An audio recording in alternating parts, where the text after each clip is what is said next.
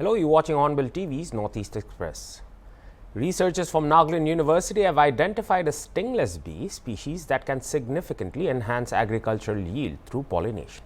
The species, identified as Tetragonula iridipenis smith and Lepidotrigona arcifera cockerel, introduced stingless bees as pollinators in various crops under greenhouse conditions, improved yield and quality markedly. Stingless bees offer a safe pollination alternative as they do not sting. Additionally, they produce medicinal honey, adding extra income for farmers and enhancing crop productivity.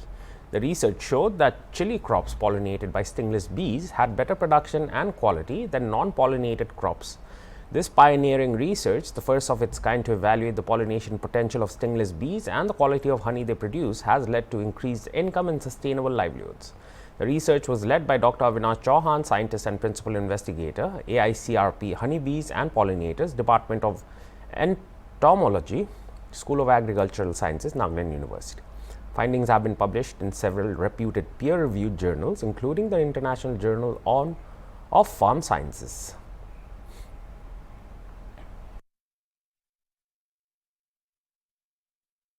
Ahead of Manipur, Governor Ajay Kumar Bhalla's return to the state, security forces on Monday prevented students and women from taking out a rally in Imphal West District over the removal of the state's name from a government bus with journalists on board and fired tear gas shells to disperse them.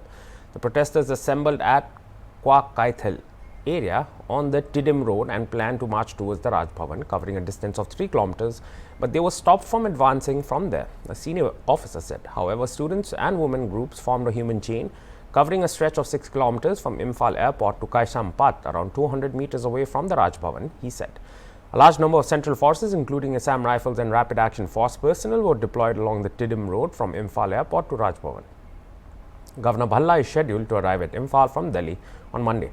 Security has also been beefed up at several points, including Moirangkom in Imphal West District and Konung Mamang in Imphal East District. Human chain protests were also held in Ningthau Khong and Moirang areas in the Bishnupur district. These protests were a continuation of the statewide agitation launched by the Coordinating Committee on Manipur Integrity.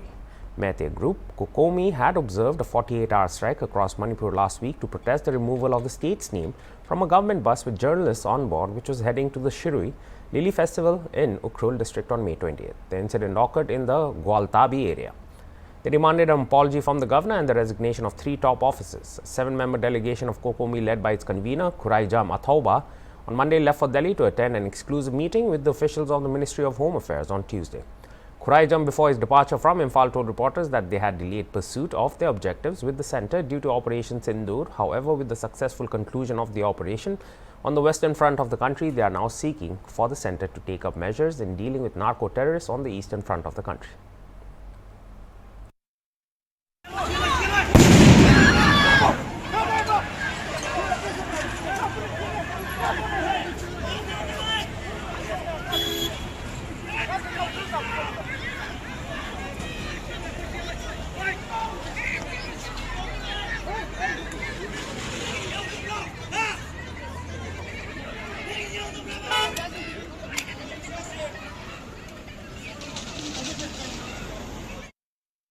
To boost its electronic components manufacturing ecosystem, the Assam government has decided to offer additional incentives to manufacturers willing to set up units in the northeastern state in addition to what the central government is offering.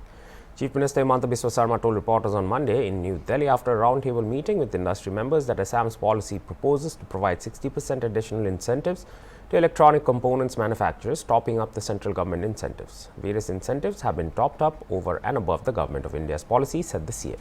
He said some rebates will also be provided on the GST front and social infrastructure, in addition to helping the companies develop the power ecosystem. CM said his government has earmarked Rs 25,000 crore as incentives for semiconductor and electronic component manufacturers. You know that Assam is also, apart from our thematic policy on electronics component making, we have also basically another top-up scheme from Government of India that's called Unnoti. For Northeast India, Government of India has also another specific industrial policy.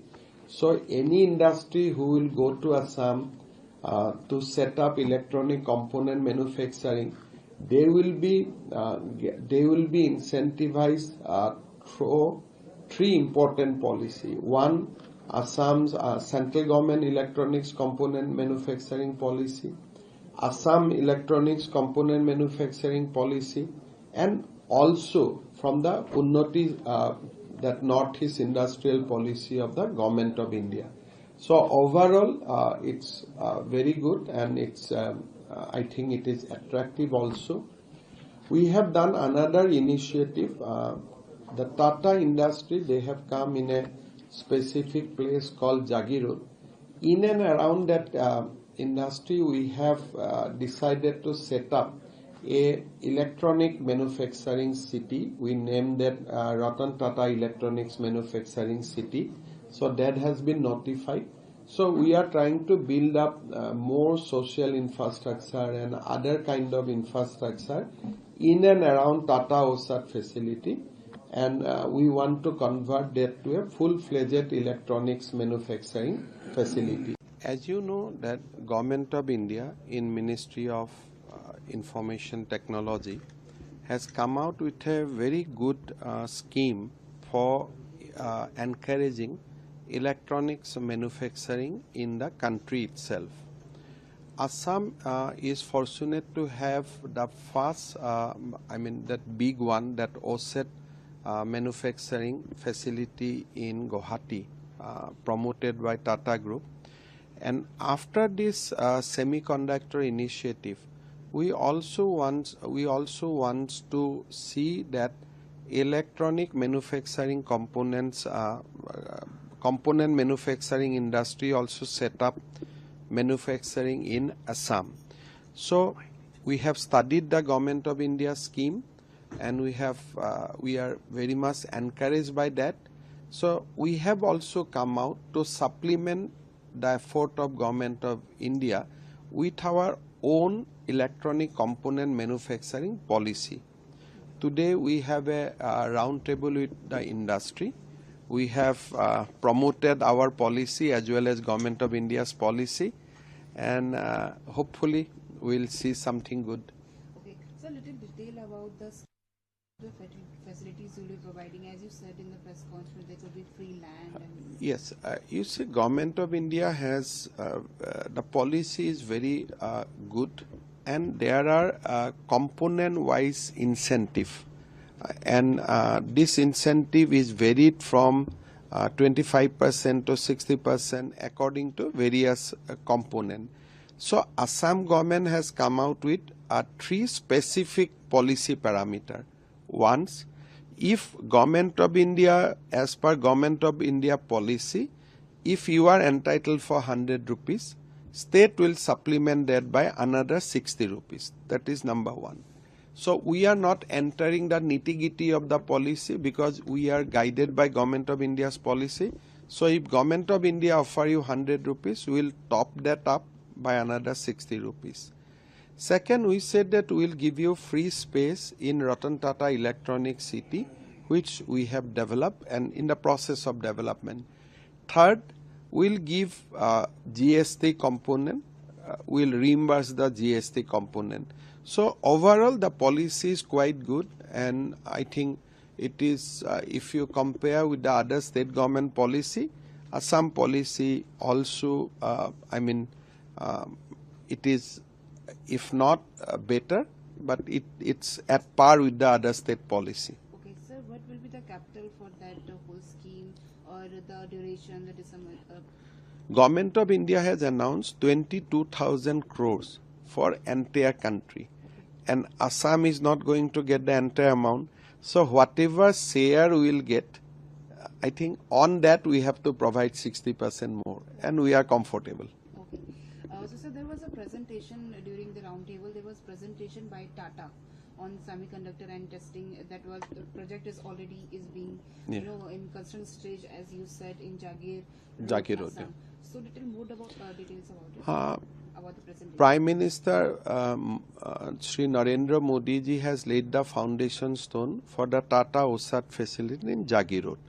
So post foundation stone, we have given all the clearances, activity has started in a huge and rapid pace. I think they will be ready by the end of this financial year. They will be ready to produce the first ships, and Tata is going to produce 48 million ships per day. So I think it will cater, it will be a big production. It will cater global demand also, as well as demand within the country. Okay. So just last question for the investors, what will be the highlights of the schemes? You see, first of all, we have supplement the Government of India's policy. Second, we have an electronic city. Third, you will be co-located with the Tata's OSET facility. Fourth, we are welcoming you with red carpet. Manipur Governor Ajay Kumar Bhalla on Monday afternoon reached state capital Imphal even as hundreds of protesters formed a human chain along the 6-kilometer stretch of Tidim Road awaiting for him.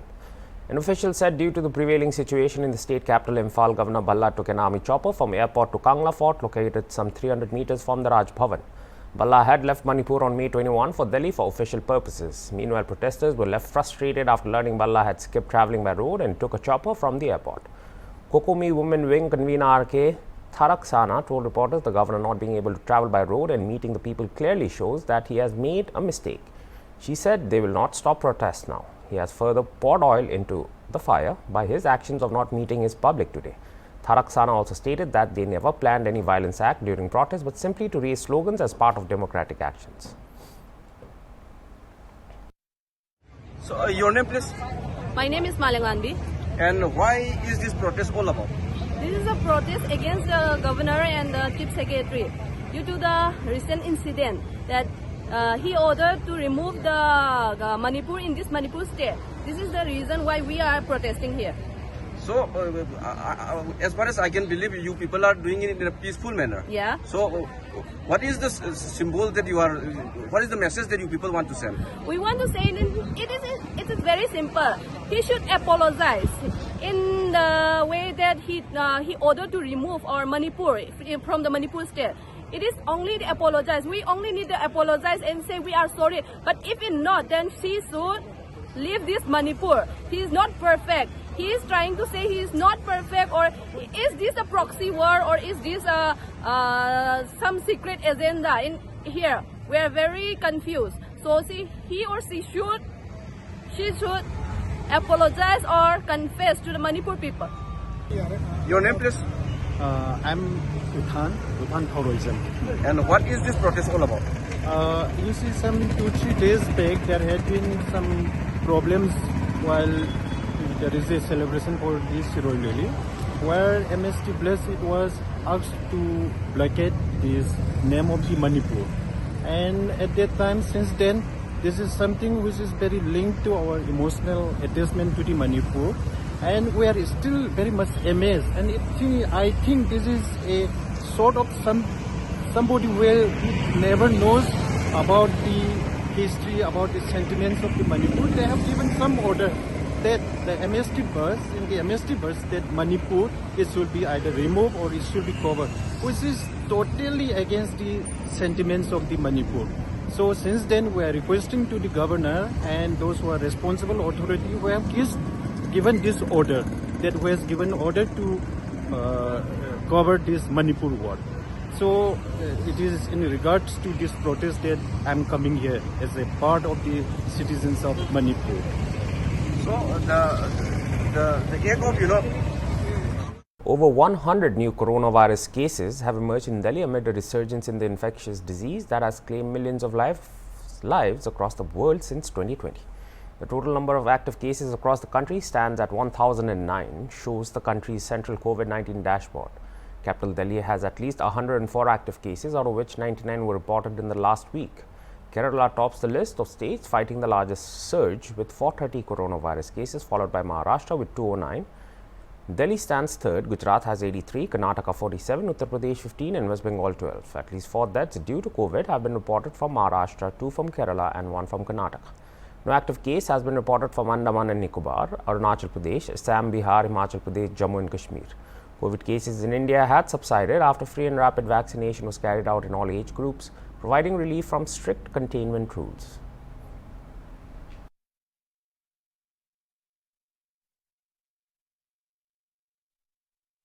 As an all-party delegation led by JDU MP Sanjay Jha visits South Korea and holds meetings, Sejong Institute Vice President Yong Jung Choi said that India and South Korea share very similar security concerns, that is, threats from neighboring countries. She said the delegation has increased their understanding of what happened at Pahalgam and what is going on.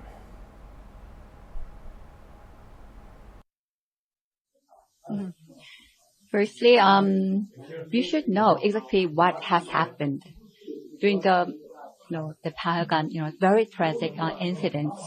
So it really helped us to, increase our level of understanding what's happened and what's going on still now and what should be done afterwards. So it was very much helpful. And secondly, I think India and South Korea share very similar, security concerns, threats from our dark neighboring countries, which really, reminds us that South Korea and India not only very practical level partner, but also a strategic partner. So it means that we should, engage further with the strategic dialogue, and also we have to increase our level of partnerships in the future. Frankly, I have to admit that I don't know the whole, situations. But as far as I know, I can say that Indian government tried very hard to have a very limited and pinpoint counterattacks against the terrorist, attacks. The Election Commission of India on Sunday announced the schedule for holding assembly bypolls to fill vacancies from 2 segments in Gujarat and 1 each in Kerala, Punjab and West Bengal. Voting for the same will take place on June 19th and counting on June 23rd. In Gujarat, the bypoll to the Kadi seat was necessitated following the death of sitting MLA Karsan Bhai Punjab Bhai Solanki. Another bypoll to the Visavadar seat in the state is taking place due to the resignation of sitting member Bhayani Bhupendra Bhai. The by-election to the Visavadar seat is likely to be a triangular contest, with the AAP already announcing its candidate and Congress stating that it would go solo in the bypoll. In Kerala, the by-election will be held in Nilambur to fill the vacancy created by the resignation of PV Anwar, an LDF-backed MLA, in January this year. He was appointed convener of the Kerala unit of the Trinamool Congress. The ruling Left Democratic Front and opposition UDF in Kerala are working overtime to fix their candidates for the seat. Further, in Punjab, the by-election will be held in Ludhiana West as the seat fell vacant because of the demise of Gurpreet Bassi Gogi. Likewise, the by-election to the Kaliganj Assembly seat in West Bengal has been necessitated due to the death of sitting Assembly member Nasaruddin Ahmed. He died of a cardiac arrest in February this year.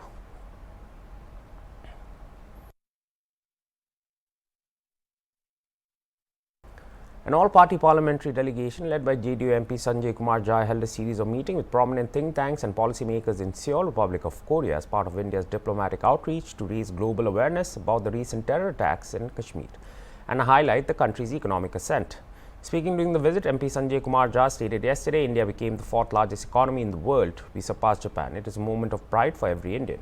He emphasized that India's economic progress goes hand in hand with its commitment to global peace and security. Jha informed the South Korean interlocutors about the tragic events of April 22nd in Kashmir, where 26 innocent tourists were killed in a terrorist attack. They were gunned down in front of their families on religious lines. All the terrorists came from Pakistan, and it has been the state policy of Pakistan to sponsor terrorism for the past 40 years. The delegation's visit is part of a broader initiative by the Government of India, which has dispatched 7 parliamentary groups to key global capitals. These delegations aim to brief international communities about the Kashmir incident and seek unified action against cross-border terrorism.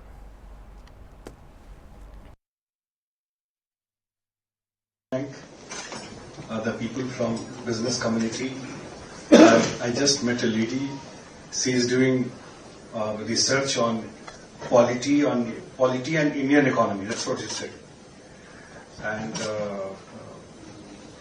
it's an all-party delegation from ruling party, from opposition party. We all have come day before. We have gone to meet. We are there in your parliament, your assembly. And as our ambassador said, purpose of this visit. As you are aware, yesterday India has become 4th largest economy of the world. We surpassed Japan. We are having the largest democratic country, 1.4 billion people. One member of parliament represents 2 billion here. Kya, Prajita ji? 2 million. 2 million people, sorry. 2 million people. So, one member of parliament represents. So, and we are from different area also, different parties, ruling and opposition from across India. There are 7 delegations sent by Government of India across world to apprise what happened in Kashmir on 22nd, when 26 innocent tourists were gunned down, 25 Indian, 1 Nepali. They were gunned down in front of their family, their kids, their wives, segregated on religious line, and all came from Pakistan. Pakistan trained them, Pakistan financed them, Pakistan gave them shelter. It happened before also when Taj happened in 2008 in Mumbai. When 9/11 happened, you people are aware, Bin Laden, we found him. The US tried to chase him and tried to find him. Finally found him in Pakistan only. So it's a state policy of Pakistan. I don't want to go in details and give in regions. It's a state policy of Pakistan since last 40 years to sponsor terrorism. If you have seen and read, there is a sky, in the sky they interview a Khwaja Sharif, the Pakistan defense minister. He admitted that we have been doing this dirty work for last 30 years. He's on record. Even their army chief has admitted how India and Pakistan are different weeks before Pahalgam attack, and is followed by Pahalgam attack. So we have been going around everywhere, meeting people, meeting the government. And South Korea, Republic of Korea is very important for us because you people are in Security Council of United Nations. Very important position. At least in Security Council, the entire world should unite to fight against terrorism. We have no problem because we have been growing bond and leaves in the country. But our neighbor, we can't change our neighbor. And the way they are behaving, as our ambassador said, India had changed its policy. We launched Operation Sindoor. Now it's a new normal in India. If something happens, we will not differentiate between terrorist and the country who sponsored the terrorist. We will go and take back there wherever the infrastructure has. So these are the things. And that was all for this house bulletin. For more news and updates, stay tuned to HornbillTV. Goodbye.